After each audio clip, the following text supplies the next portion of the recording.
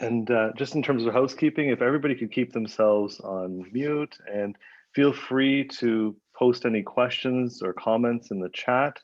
Again, we want to make this interactive. We definitely want to try to finish on time just to respect everyone's time as well. So each of our speakers will give a bit of an overview, from their lens in terms of their programs and what's happening. And so I'll start off. I think we should get started now. My name is Sohal Goyal, and I'm a family physician in Mississauga and the chair of the Primary Care Network for Mississauga Halton. And we have an amazing board. Most of our board is here tonight. And we have a lot of support from Jennifer Tran. Without her, we couldn't move forward as a board. And Nicole Biordi from the OMA is always helpful in terms of our webinars. So thanks to both of them for being the backbone of everything that we do. And welcome to all of you. I'm excited about tonight. Thanks for the applause there, Mike. And let's start off. I think we'll start off by introducing our speakers. I'll start off with Dr. Larson, or Darren Larson. He sent a brief intro, but I'm going to skip that and just go to more of a formal intro for him. So he's the former Chief Medical Officer for Ontario MD and a leader in electronic medical records and digital health tools. He's played key roles in many provincial and national health IT quality and leadership initiatives. He practices at Women's College and teaches at the Dalalana School of Public Health and the Department of Family and Community Medicine at the University of Toronto, and currently acting medical director for the COVID Care at Home program. And I'd also like to introduce Laura Puss. Laura is the director for Women's Digital at Women's College Hospital. Next, I'd like to introduce Dr. Marcus Schatzman. He's the father of 3 wonderful children, similar ages to mine, 17, 13, and 7. He's a family physician in Milton since 2002, and currently the Chief of Family Medicine at Milton District Hospital. Next, I'd like to introduce Nadia Alam, who all of us know as our past president of the Ontario Medical Association. And she's a family doctor, as most of you know, in Georgetown, as well as an anesthetist, and she's worked there for over 11 years now. And of course, she has many different roles, many different appointments. I could go through and spend the whole hour just talking about her accomplishments. But currently, she's the primary care lead for Scope Halton and the COVID at Home Halton program. And last but not least, I'd like to introduce Dr. James Pencharts. James is the lead physician at the Credit Valley Family Health Team and clinical lead for the Mississauga OHT and the COVID at Home program in Mississauga, South Etobicoke. So thanks to all of you for coming out tonight and spending your personal time to talk to us. So maybe we can get started with Darren and Laura. Thank you. Laura's going to lead off for us. Do you have the slides, Laura? If not, I can present. I have them. You're on mute. I thought I had sorted all of this out by now, but I haven't. Yeah, so I'm, as Sohal mentioned, I'm Laura Puss. I'm the Administrative Director for Women's Virtual. I lead all of our virtual care portfolio, which includes COVID Care at Home. And so really we put in place COVID Care at Home at the start of the pandemic in wave 1. So we've been live since April of 2020. And we accept referrals from a variety of sources, from community, our own assessment centers, Mount Sinai assessment centers. And we've actually pivoted our program through each wave of the pandemic. So we've noticed that the patient populations that we're caring for are very different.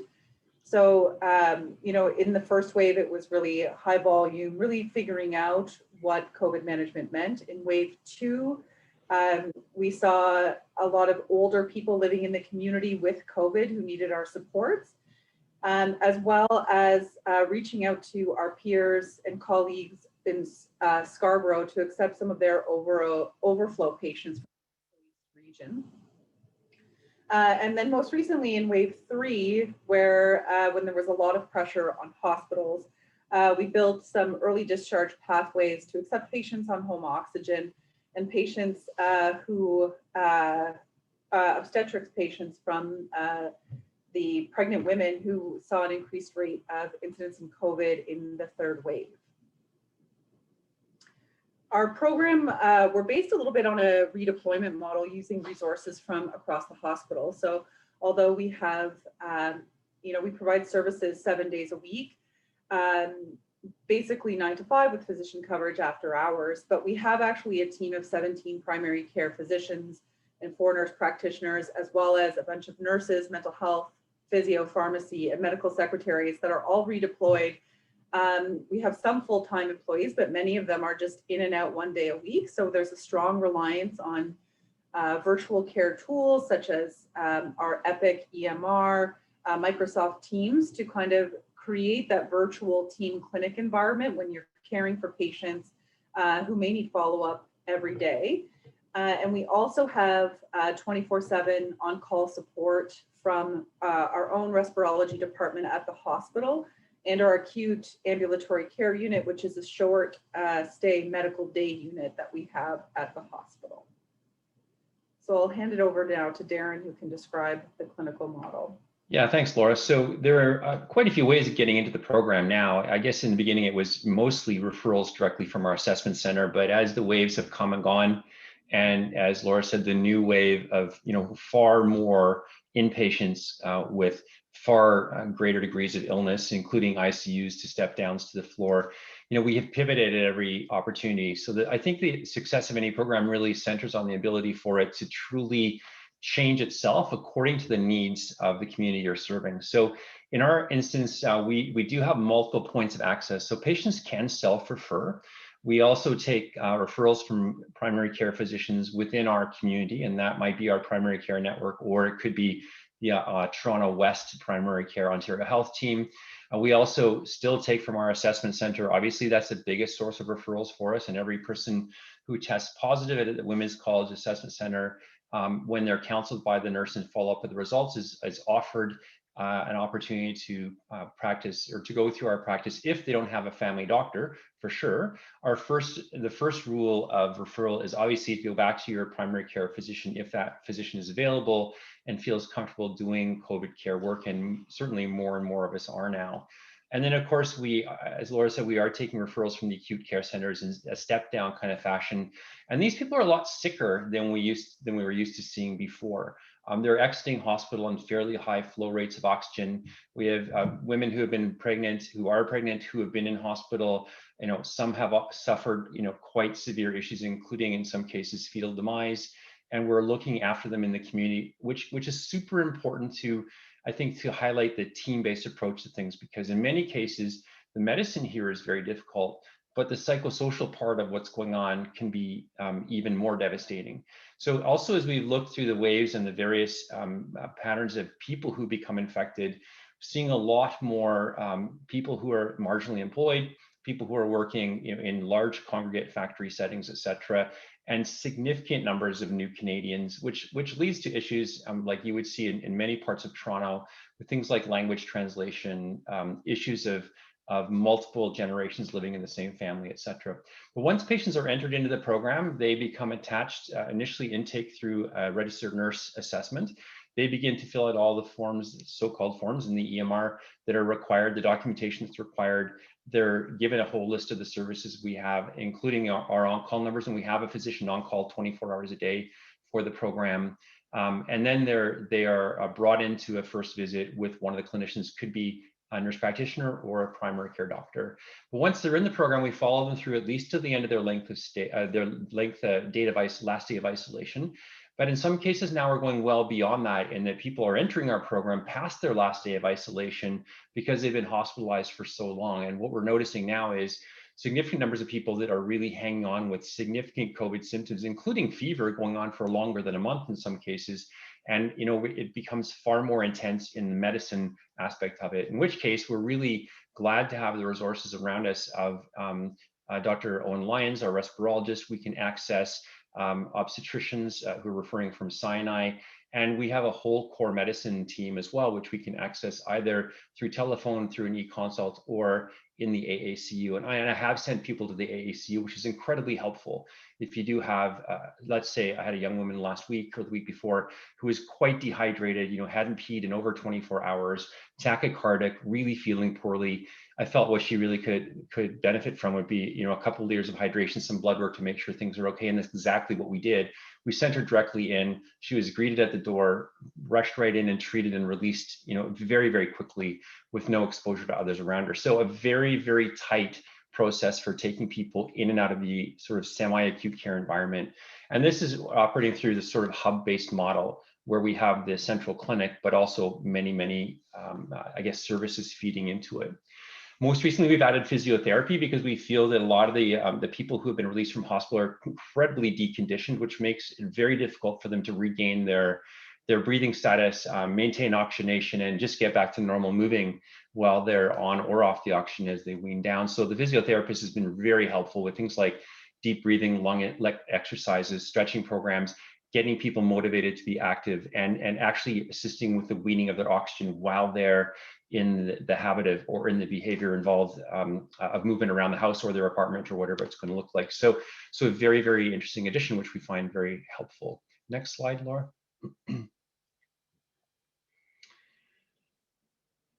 And so basically I've gone through most of this already. The risk stratification is important. We do try to identify people early who are at higher risk and make sure that we see them more often. In some cases, we see them multiple times per day virtually. Most often we see people 1 to 2 times per day. And if their risk is very low, let's say they're young, they're improving, or they've had, say, one vaccine and they're getting better quickly, we can even extend their length to just PRN, meaning call us if you need us. We'll touch base at the end of your isolation time and move forward. Also important to know is we do send equipment out. So you probably know there are a lot of oximeters now available through Ontario Health, but we've had a program of sending oximeters out to people immediately if they need it. Sometimes we also send blood pressure monitors. Most recently, one of the pregnant women that came home with a newborn, while she had COVID, we even sent a baby scale to do self weights and things at home to get her back, avoid her from coming into the office while she's still ill. So we try to meet the patient where they're at and really, really offer as much as we possibly can to support them in a fairly short length of stay. All of this is done virtually.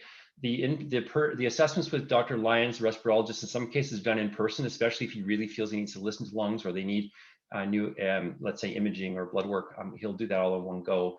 But almost everything else is done virtually, either by a Zoom video visit through Epic or by telephone. Again, follow-up, super important. We really want to refer people back to their primary care provider if they have one. And if they don't have one, we try super hard to get them one, including hooking them up with primary care people accepting patients within their home community. So escalations are rare. We're doing QI work and collecting information on exactly how successful we are keeping people out of hospital, but we have no shame in sending people to hospital when it's required. In fact, getting them there early, getting them treated really quickly and allowing them to bounce back out to their home again with, say, some doses of dexamethasone or some antibiotics if required and a bit of testing is really, really helpful to the patient. It relieves a ton of their stress. Nobody wants to stay in hospital, but we have no trouble sending them there if they need to be there. So basically, that's the way the program works. Quick overview with the intake, the process of looking after them, and then referring back to primary care providers when we're finished. And that I'll stop talking and Laura can fill in anything I've forgotten. Anything I left out, Laura? I don't think so. That was great. Good, thanks. I should say we've been really blessed by having a strong cadre of physicians and nurse practitioners, and the nurses and NPs may have been redeployed from within the hospital, but the docs are mostly offering their services up to the clinic, given their other practices as well. So we've double shifted during the time of wave 3 when our referrals were so high. We had over 100 people in our program at any given time. That number's drifting down now as people are not as ill, and also actually the numbers are falling. So we've now gone back to 1 full shift per day, and we're operating 7 days a week. Well, thanks, Darren, for that overview. Could you also talk just briefly about, where the patients are living? I understand you were taking care of a lot of patients from our region as well. Mm-hmm. They're from all over. I mean, women's is an interesting place because our catchment area isn't really specifically local, right? So where we're located right downtown in the core with a lot of hospitals around us. I mean, people come to women's because it's women's. So the people entering the assessment center even are from all over the place. So a large portion of them are still downtown in that sort of larger downtown area. But some we're looking after in Brampton, referrals from William Oster, referrals from Scarborough.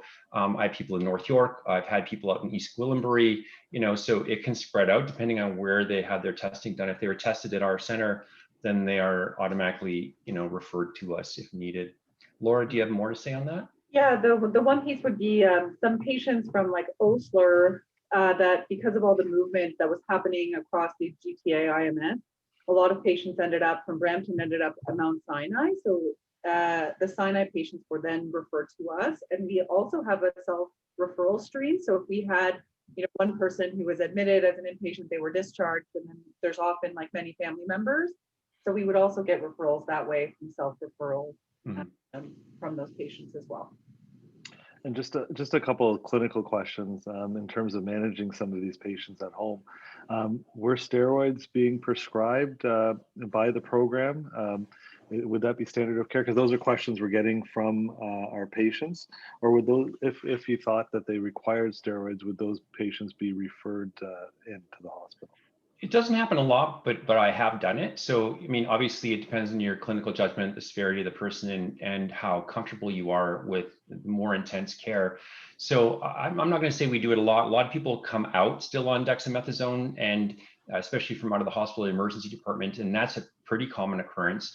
I personally have started dexamethasone twice, but we use a lot of budesonide, a whole bunch of Symbicort and Pulmicort, which dramatically improves symptoms. And we're involved also in a study using SSRIs to look at the reduction of hospitalizations. That's a study happening internationally. I think the study we're using, Laura, if I'm right, is Luvox, but there's also one going on for Prozac and other places, and some interesting early findings coming out of that. So there are quite a few drugs that we use in our arsenal. We're not really in the habit of prescribing oxygen for the first time for people, but not to say it couldn't happen if we needed to. We have the respirologist available to us. We have full capability of ordering O2 as any doctor in the community would, but usually people will come to us on it if they're on it at all. Okay, thank you. I think we should move on to, we may come back to you for more questions, of course, so we reserve that right to ask you more. Thank you. Thank you. And we'll move on to Marcus. So Marcus is going to give us an overview of some inpatient tips, as well as what's happening with the inpatients in hospital. Thank you, Marcus. Well, thank you for asking me to talk. So I'm in Milton, in a smaller community, but part of the Halton Healthcare Services, so including Oakville Hospital and Georgetown Hospitals as well. In preparing for the talk, I did learn a few new things about myself. Yesterday, Jennifer asked us to submit a short bio for introductions. And as usual, I was a bit slow with my response and forcing her to creep me on the internet. And all she could find was a 13-year-old Milton newspaper article introducing me in my role as the Chief of Family Medicine in Milton. And that reminded me that I've been in that role way too long. And also, I don't have much of a hope as an influencer in the future with that digital footprint. So luckily, Dr. Malik, who the PCN members here know, she will hopefully take over this chief role from me. And she can also be my digital print advisor, social media advisor. She's a social media star. So in talking about the hospital perspective, Jennifer wanted me to sort of go over, the physician's perspective as a GP working in the hospital, and also what we see the patients presenting with. In Milton, we have 10 family doctors who still do hospital work. So we round on our own patients, and we support our hospitalist program, with the call, weekends, and the COVID pods. And so it's afforded us the privilege to care for our own admitted COVID patients and provide us with a unique perspective on their experience. To provide a little bit of perspective of the volumes in the Milton Oakville region, we've had, since COVID started, over 780 COVID admissions from the community across the 3 hospitals, and also 350 admissions that have come through IMS transfers from other GTA hospitals. 18% of our community admissions do end up in the ICU, And the average length of stay for a community admission is 12 days. For an IMS transfer, it was 9 days. Our COVID patients, when they do present to the emergency department, they generally present with dyspnea as their primary complaint. Some have presented there for the first time, some of them more than once, some of them severely hypoxic when they first arrive. That's not unheard of O2s in the 60s. Many patients are fearful about coming to the hospital. Almost all are fearful of what the COVID illness will be like for them. In our emerge department, they're quickly triaged as having mild symptoms or moderate or severe symptoms, and that sort of directs them to different areas within the emergency department. The emergency physicians, depending on the severity of the symptoms, will do varying investigations. Chest x-ray is the most common, and also lab work. Sometimes they need to rule in or out PEs. The general admission criteria they use are primarily based on the presence of a hypoxia and the need for supplemental oxygen. If they are satting okay on room air, they'll do a walk test to see if they desat, and that might prompt admission. Dr. Khalid gave me this summary, and he said they don't have any set criteria on chest x-ray findings that help with decisions about admission, although a terrible looking x-ray often will move the person towards admission. A second or third visit to the emerge in a short period of time also increases the chances of admission. And then obviously frailty or lack of social support at home will increase the chances of admission.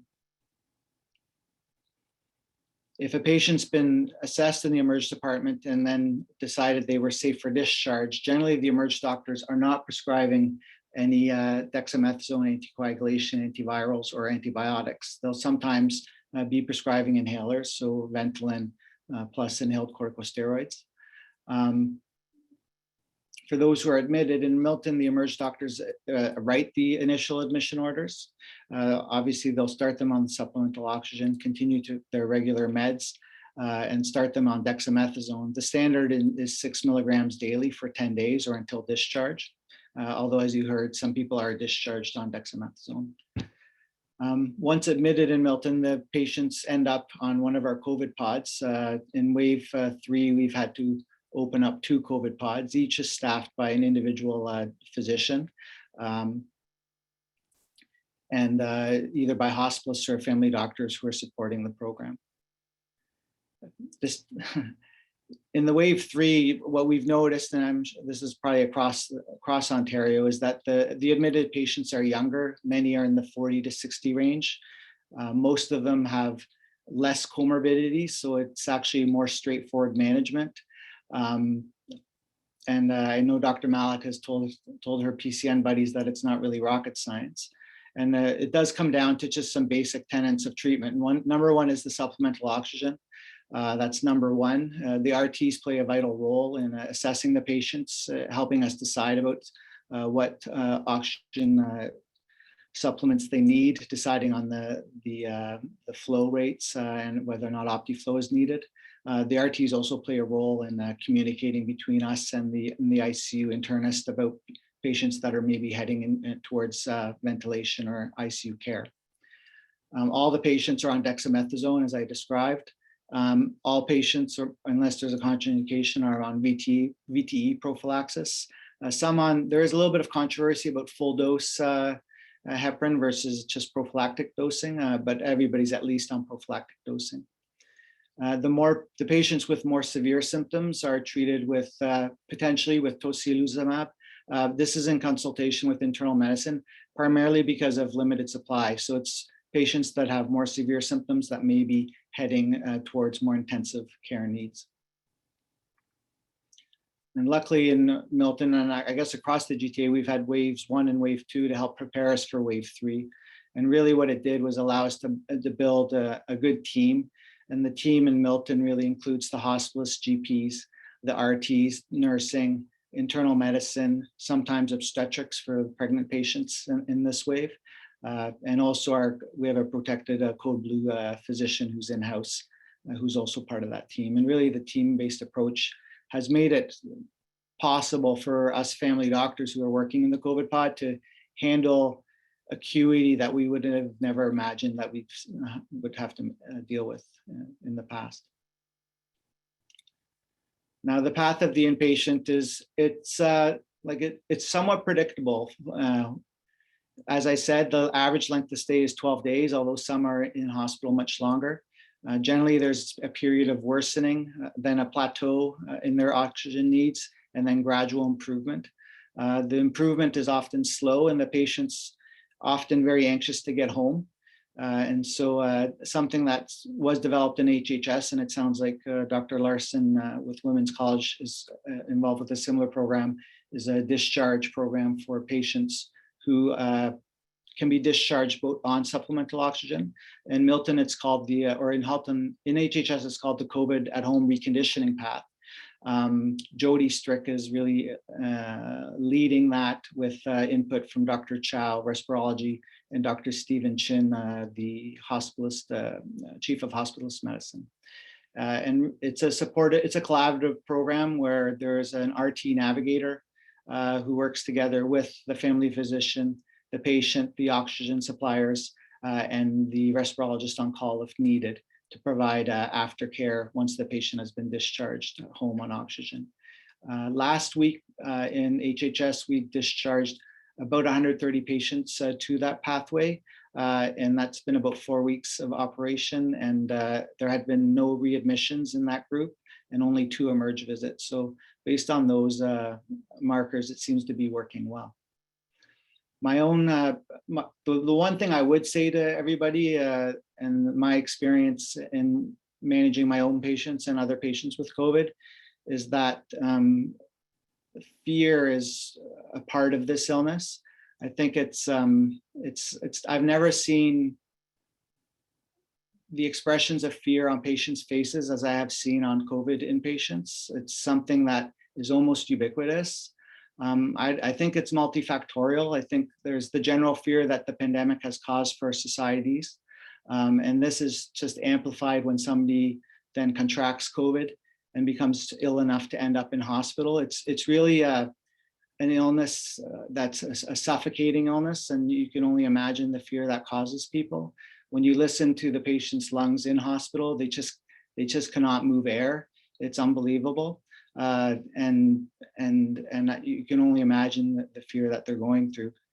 On top of all that, they're in the hospital alone, away from their families. The families can't come and see them. Because of the restrictions in visiting, and so it's going through this frightening process alone. And I just so that's the thing I would think I want to emphasize, is that the patients are afraid when they're in the hospital. They're probably very afraid before they come to hospital, and they're still afraid when they leave the hospital.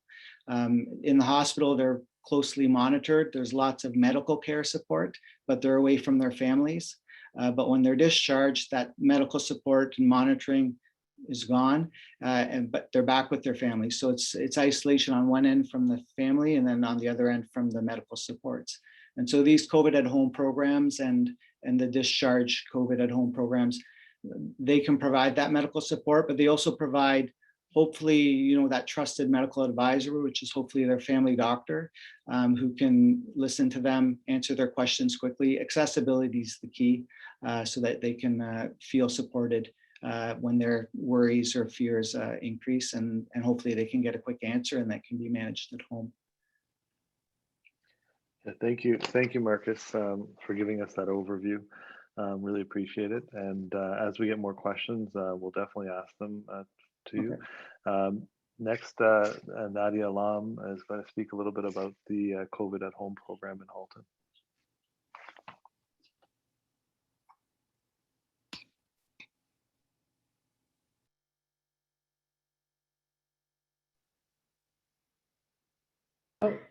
Hi, everyone. I'm just going to pull up my screen share and move this over here. Sorry, can everybody see that relatively well? See the slides? Perfect. All right, so a lot of what I was going to go over has already been said. And so I'm not going to repeat what Marcus has said, what Darren has said, what Laura has said. We are all familiar with the program goals of COVID at home, right? The idea is to offload the hospital, and I worked on the team that created the framework for the program for Ontario Health. And the goal was to provide resources. So not just upskill family doctors, but resource up family doctors using community resources, using hospital-based resources, so that they could do more in the community, practice to full scope, taking care of COVID positive patients who could be safely taken care of at home, and thereby offload the pressure on the acute care sector. For Halton, I am the primary care lead. However, as you can see, the organizing team members include representatives from pretty much every sector in healthcare. And there is a larger family physician external stakeholder group that we consult with and that we have been working through with while creating the COVID at Home Halton program. Now, Marcus spoke about the program briefly for early discharges from the hospital. Essentially, if a patient looks like they've turned the corner, they're just on supplemental O2, they need a bit of rehab, they need a bit of TLC, they're discharged home early, and they're followed up by some of the same supports that my program will end up doing as well. The COVID at Home program will end up doing as well. COVID at Home focuses on the pre-hospital phase for both group 1 patients who are non-palliative and group 2 patients who are palliative. The challenges we face, this is sort of the interesting part, the challenges we've faced while creating this program have centered mainly around the lack of resources that are out there, especially clinical resources, especially nurses. We can tap into funding. However, the funding is not that useful when you've got nobody to pay. We've also had to problem solve around the ability to contact patients in a secure manner. You can't use email because it's not necessarily HIPAA compliant. Patients have variable access to resources, to social supports, to even reliable Wi-Fi. And so for now, we're relying on using plain old phone to call patients and check in on them. That's what we're working with. Now we are looking into telemonitoring options because, again, COVID at Home is just the starting point. We actually want to evolve the program further to cover the priority populations for connected care Halton, including mental health and addictions, including palliative programs, including chronic disease and preventative care programs. The other challenges we've faced is about the patients who have no family physician. In Halton, this has actually become a very pressing problem. There have been a number of family doctors with large practices who've retired, and their patients, there are very few family physicians in Halton who are accepting patients right now. The couple of other challenges that we've struggled with are after-hours support, including weekends. While family physicians, and we did this in a survey, while family physicians are comfortable providing daytime support and advice to their patients, what happens after hours, what happens on weekends? And so working around that has been really important. Socializing the program, particularly to family physicians who have limited in-office resources. Halton has about 440 family doctors spread across 3 municipalities, and they come from a variety of payment models. Some of them work in solo docs, some of them work in group practices, some of them have full family health teams. Most of them, however, are not part of interprofessional health teams, and so they themselves have limited resources and capacity to monitor patients. So what we've done so far is to create toolkits for physicians and patients where we've outlined the clinical pathways, the referral forms, all of that. And again, we've leaned heavily on our community-based partners and our hospital-based partners for this. Significant in-kind support from both sectors. So this is a tiny picture of what the clinical pathway looks like. By and large, public health does not have the capacity to inform family doctors if their patients test positive for COVID. Family doctors right now are notified when their patients test for COVID, but the results you have to pull from OLIS, which is admin heavy, particularly if you have a large practice. What public health is willing to do, however, is they always email an information package to patients. They discuss management of COVID with their patients. And so we will be including a blurb about COVID at home, so that patients will essentially self-identify and call their family doctor to be referred into the program if needed. Now, a lot of patients are going to do just fine. They're going to recover on their own. There are vulnerable patients, and this program is targeted towards those. There are also going to be palliative care patients who may need closer follow-up as well, because their risk of deterioration is higher, and goals of care actually matter very much. Through it all, the family doctor remains the MRP. Now, if the family physician is unable to monitor the patient because of limited resources, limited in-office resources, home care is willing to do the monitoring of the patient as long as the family doctor remains the primary decision maker for their care. And so the big thing that we came across that we wanted to problem solve around is, what do we do for an escalation pathway, right? What if something comes up during the daytime, during after hours, during the weekend? How do we deal with patient care, regardless of whether it's for non-palliative patients or palliative patients? And what we've come up with is, during the business hours, the primary care physician is going to manage most of it with the help of a nurse navigator at Halton Healthcare Services. The nurse navigator will determine whether we need to call in specialist backup. They will also work with the family doctor to find community resources if their patients need it. After hours, we will have a 24/7 home and community care hotline where the patients can call in. Patients who don't have a family doctor can also use this number to be hooked up with family physicians who volunteered to take care of orphan patients in COVID at home.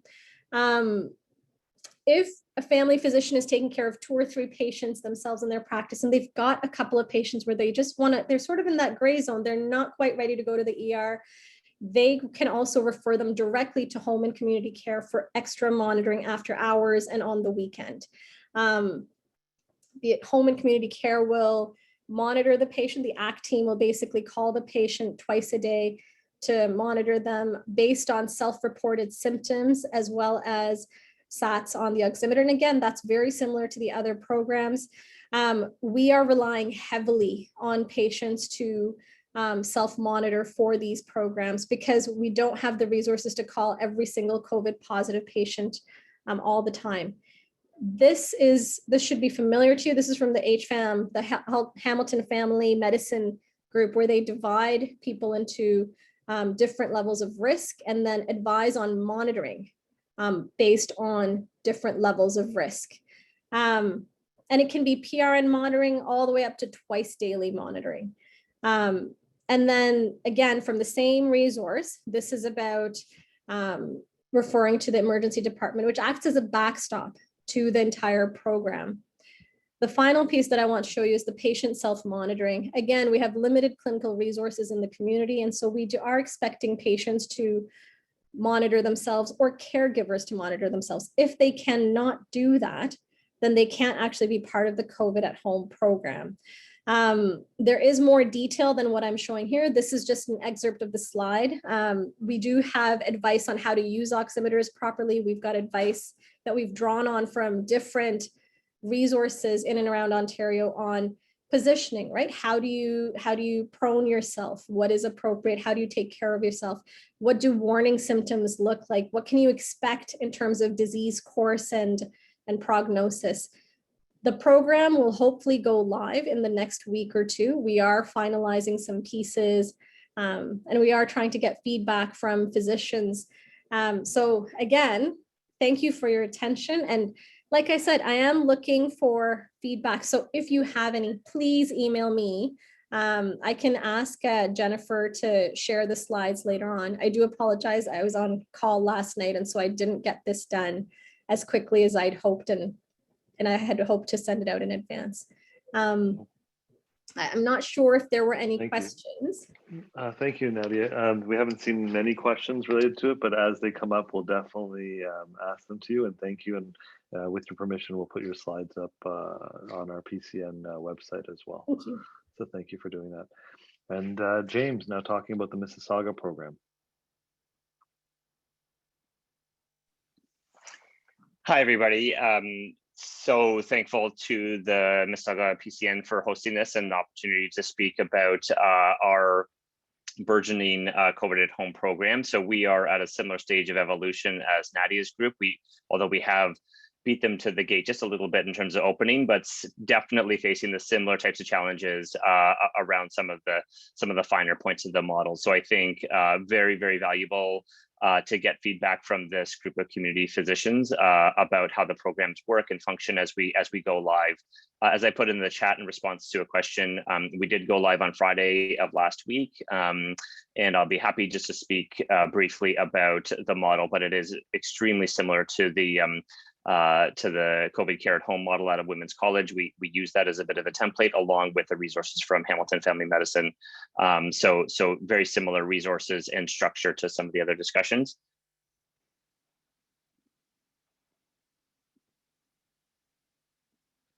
So, I just wanted to briefly highlight why COVID at home. And I think the rationale for this has been already well described by the earlier presenters, but really it's about supporting patients. It's really about supporting patients during that period of uncertainty and concern. It's about empowering them with health education. It's with providing them with regularly scheduled, structured virtual assessments from the MRP, or if necessary, an augmented monitoring team. It's through the use of monitoring with pulse oximeters and ensuring that you have line of sight to what their oxygen saturation is, because it's such a key factor for decision-making around these patients. That we're able to identify these patients early on about the need for an acute care assessment, similar to what others have said earlier. And then really providing the beginnings of that wraparound care that ideally all patients in our community would get, but really those who are most vulnerable. And I would echo Nadia's comments around the challenges of providing care for those patients that are not able to self-monitor or don't have a caregiver who can support that function. So that is a little bit of a challenge with regards to this model, but overall, I think really underlies the importance of those ongoing community-based services that can support patients. Similarly, it's about supporting ourselves, the primary care providers like ourselves who are practicing in the community, and how we can care for our patients with COVID. So a session like this really helps to bring that home, providing simple resources to support a structured approach to patients with primary care. We've seen that through the memo that has come out through Ontario Health, through the Hamilton Family Medicine resources, through the COVID Care at Home resources, and through Center for Effective Practice. All of those resources are out there and available. And what the MISSISSAUGA OHT was hoping to do was just to continue to refine that for local application, while also making sure those resources were broadly available for ourselves to make use of. The provision of patient-based education materials, and Nadia spoke to those, is a number of excellent patient education materials from Georgian Bay Family Health Team, from HFAM, and from others that we've leveraged and are integrating into our program. And the memo that that Jennifer Tran was talking about in the chat is has those in a summarized format, so you can distribute those to your patients as you're providing support to them.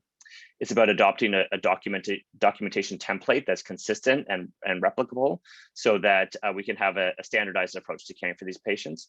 It's for simplifying access to pulse oximeters, as was commented, I think, by Dr. Larson earlier.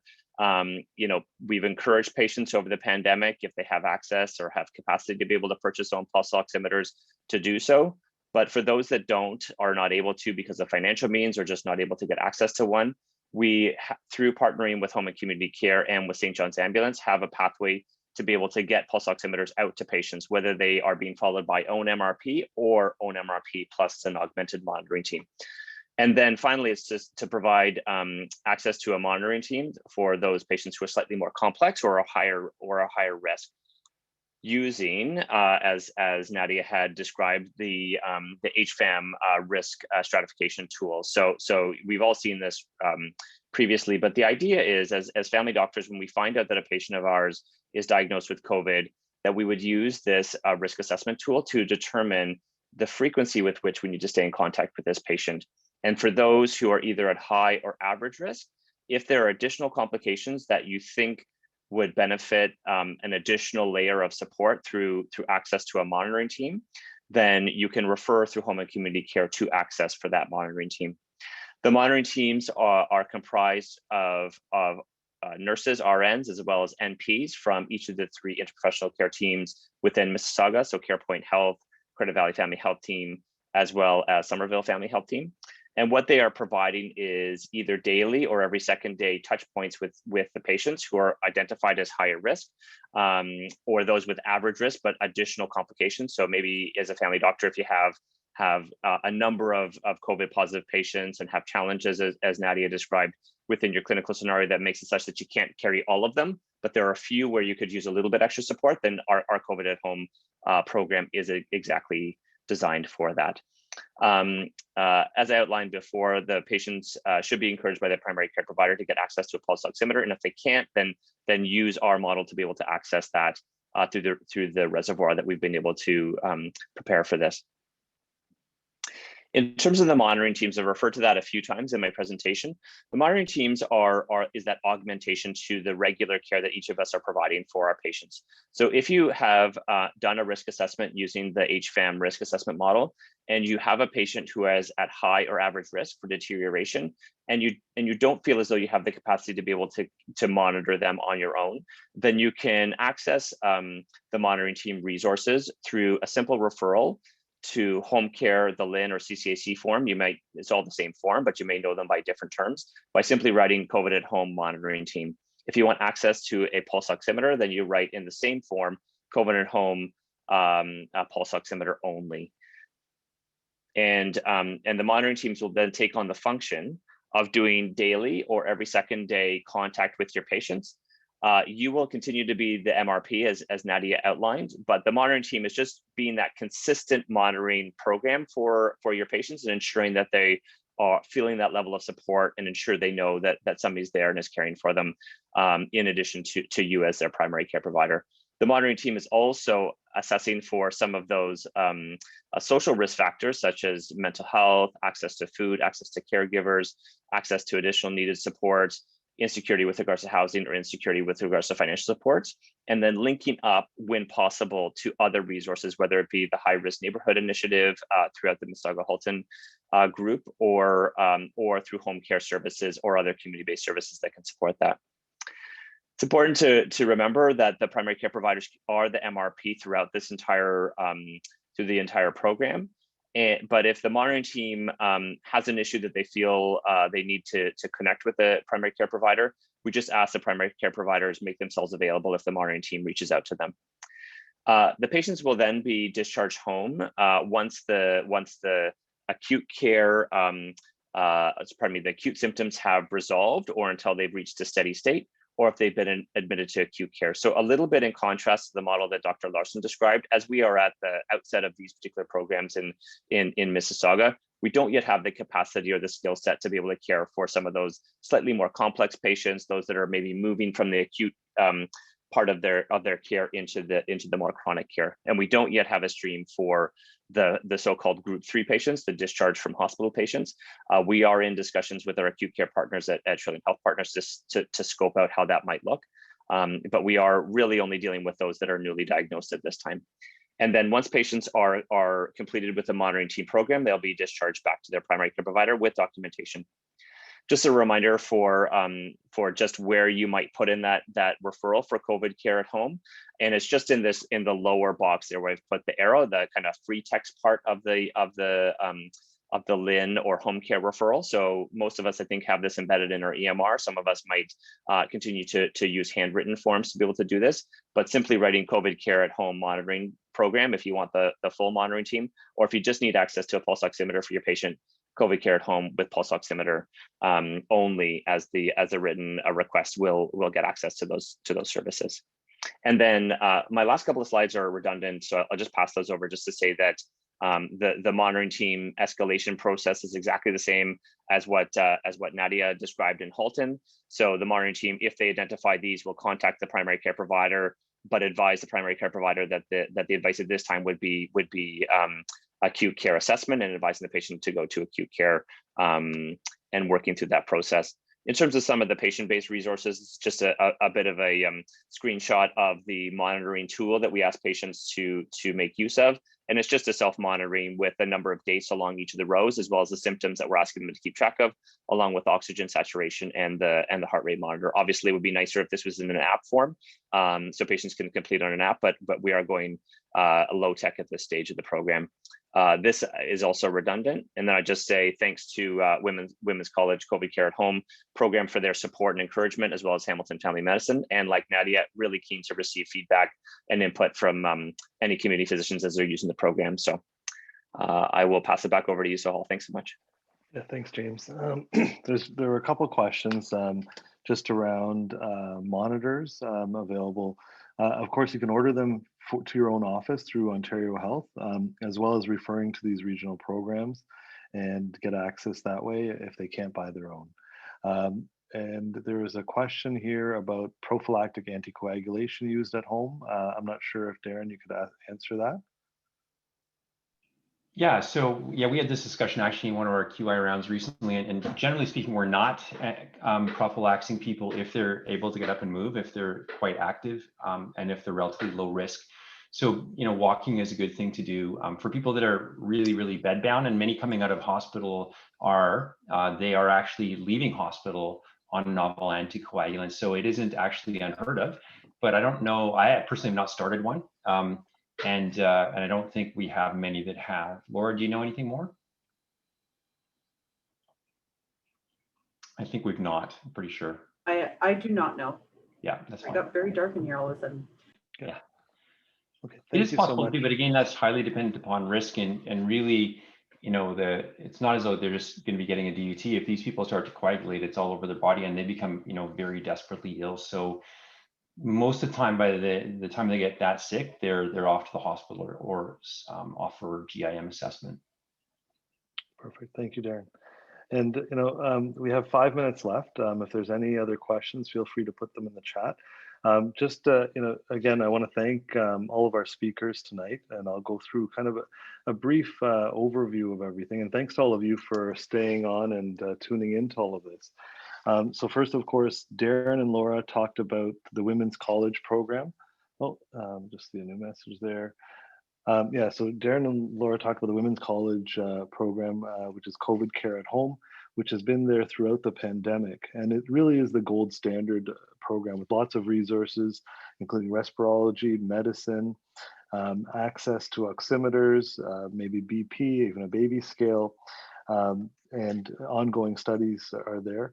But one key thing that was mentioned is that there is no shame in sending patients to hospital when required. And as we're taking care of our patients and trying to keep them out of the hospital, if you are finding that there is a difficult situation, do not hesitate to reach out to your colleagues and send that patient into the hospital. Next, we heard from Marcus, and he said it's not rocket science taking care of these patients. That's what he said, and Carolyn has said before as well, who's a part of our board. But some of these patients are coming in quite sick, hypoxic in the 60s. They often will receive a chest x-ray. They're desatting sometimes just when they're walking, often with low O2 sats. Many, of course, are admitted with dexamethasone and ongoing oxygen, and then discharged through one of the programs. And some of them are discharged directly from Emerge with Ventolin, Symbicort, budesonide. But overwhelmingly, our patients are scared and they're often alone. So there is a role for all of us to play in terms of helping our patients through this. Then, of course, we heard from Nadia and James talking about our local programs. And, they're just starting to be lifted off the ground, again, to offer support to all of us through interprofessional care teams. Ultimately, through the team-based model, as family physicians, we can rely on each other and then support taking care of the sicker patients. And a lot of resources were presented tonight, whether it's the Center for Effective Practice, as well as the Hamilton Academy of Medicine. And following those resources and reaching out to each other, we can get those supports. So again, I'd like to thank all our speakers, and thanks to all of you for tuning in. And do not be shy to reach out either through the PCN or directly through those regional resources to your colleagues, to your family medicine colleagues for support as we navigate this all together. Thank you, everyone. I think we'll sign out here. Just 2 minutes and give everybody 2 minutes back to the night. Thank you. Good luck with your programs. Thank you, Darren.